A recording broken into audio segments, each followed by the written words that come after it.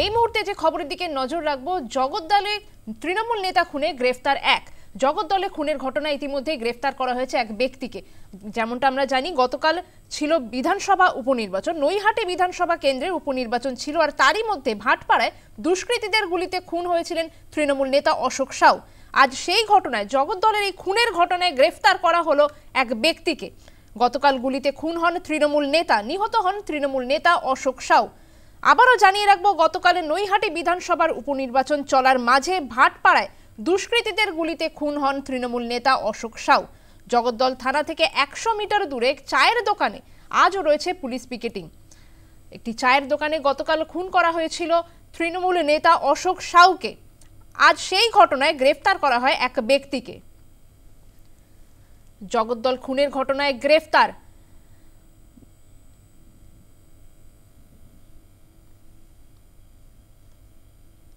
আমাদের সঙ্গে ফোনে রয়েছেন প্রতিনিধি মাসুম আক্তার। মাসুম, যেমনটা জানা যাচ্ছে, গতকাল নৈহাটি বিধানসভা উপনির্বাচন চলাকালীনই চায়ের দোকানে নিহত হন তৃণমূল নেতা অশোক সাউ। আজকে কি পরিস্থিতি রয়েছে, ঘটনাস্থলের নিরাপত্তা সংক্রান্ত কি কি ব্যবস্থা নেওয়া হয়েছে পুলিশের পক্ষ থেকে, এবং জানতে চাইব কাকে গ্রেফতার করা হলো? গতকাল নৈহাটি বিধানসভা উপনির্বাচন চলার সময় যে ঘটনা ভাটপাড়াতে ঘটলো, প্রকাশ্য দিনের বেলা এক চায়ের দোকানে অশোক সাউ নামে এক তৃণমূল নেতাকে দোকানের মধ্যেই গুলি করে খুন করলো দুষ্কৃতীরা। সেই ঘটনায় জগদ্দল থানার পুলিশ এবং ব্যারাকপুর পুলিশ কমিশনারেটের গোয়েন্দা বিভাগ একজনকে ইতিমধ্যে গ্রেফতার করেছে। যদিও তার নাম এখনো পর্যন্ত প্রকাশ করেনি, কারণ তদন্ত স্বার্থে তারা এই মুহূর্তে নামটা প্রকাশ করতে চাইছেন না। এই ঘটনায় কিন্তু গতকালই ব্যারাকপুরের পুলিশ কমিশনার অলোক রাজরিয়া তিনি কিন্তু জানিয়েছিলেন যে এই যে অশোক সাউ যে তৃণমূল নেতা খুন হলো, এর আগে কিন্তু একটি জগদ্দলে ঘটনা ঘটেছিল। 2002 সালে আকাশ প্রসাদ নামে এক যুবককে পিটিয়ে মারা হয়েছিল। সেই আকাশ প্রসাদকে যখন পিটিয়ে মারা হয়, সেই ঘটনায় কিন্তু এই অশোক বাবুর নাম উঠে এসেছিল সেই সময়। তারপর থেকেই কিন্তু এই যে আকাশের যে যারা ভাই এবং অনুগামী বন্ধু বান্ধব আছে, তাদের যে একটি গ্রুপ আছে, সেই গ্রুপটা কিন্তু এই অশোক বাবুর উপরে এর আগেও একাধিকবার অ্যাটাক করেছে।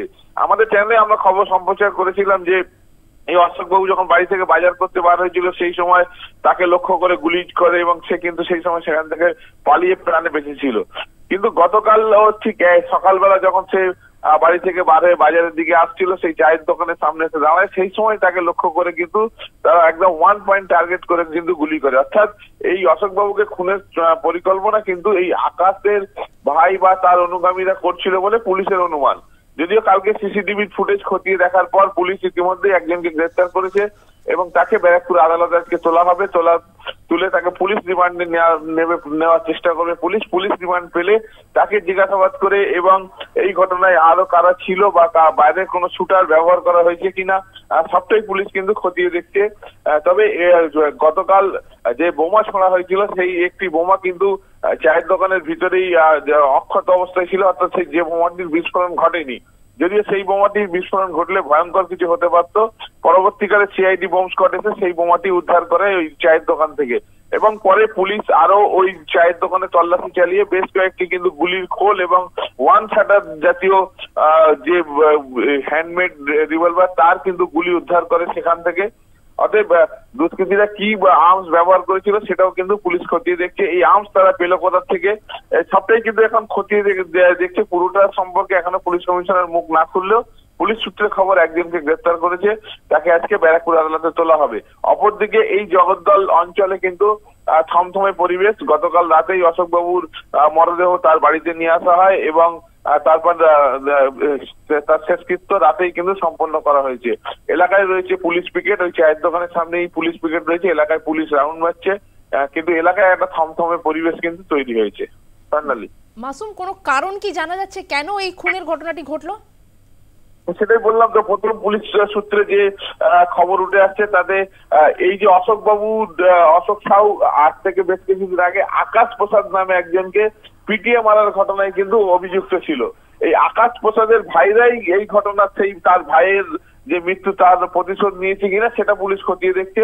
প্রাথমিকভাবে ওইটার দিকেই পুলিশের মেন ফোকাস, কারণ এই অশোক বাবুকে আগেও একাধিকবার যেহেতু দুষ্কৃতীরা অ্যাটাক করেছিল, তখন থেকেই কিন্তু পুলিশ আকাশ বাবুর উপর যারা অ্যাটাক করেছিল তাদের তদন্ত করছিল এবং এই যে যে কয়েকজন দুষ্কৃতীকে অনুমান করছে পুলিশ যে গতকাল এই ঘটনা ঘটিয়েছে, তারা ইতিমধ্যে যে কয়েকজনের উপর পুলিশের মেন নজর রয়েছে তাদেরকে পুলিশ নাম এক্ষুনি ঘোষণা না বললেও কিন্তু আকাশ প্রসাদ নামে যে যুবককে খুন করা হয়েছিল সেই আকাশ প্রসাদের ভাইদের দিকে কিন্তু প্রাথমিকভাবে পুলিশের সন্দেহ।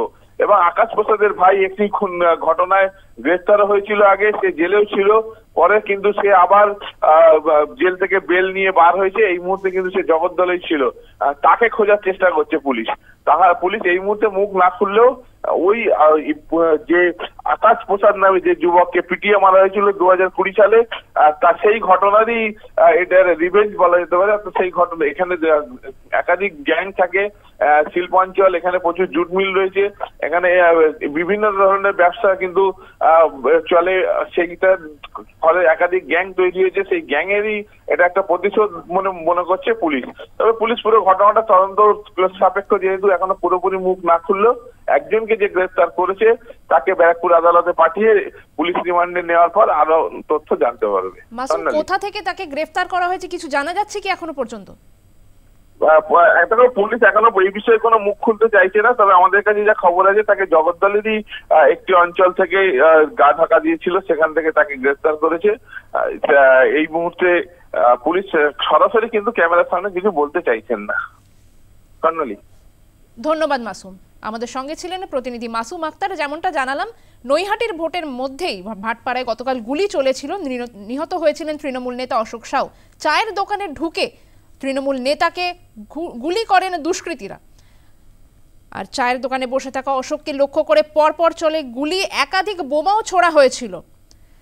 একটিতে হয় বিস্ফোরণ, আর অন্য একটি কৌটো বোমা উদ্ধার করেছিল সিআইডি বোম স্কোয়াড।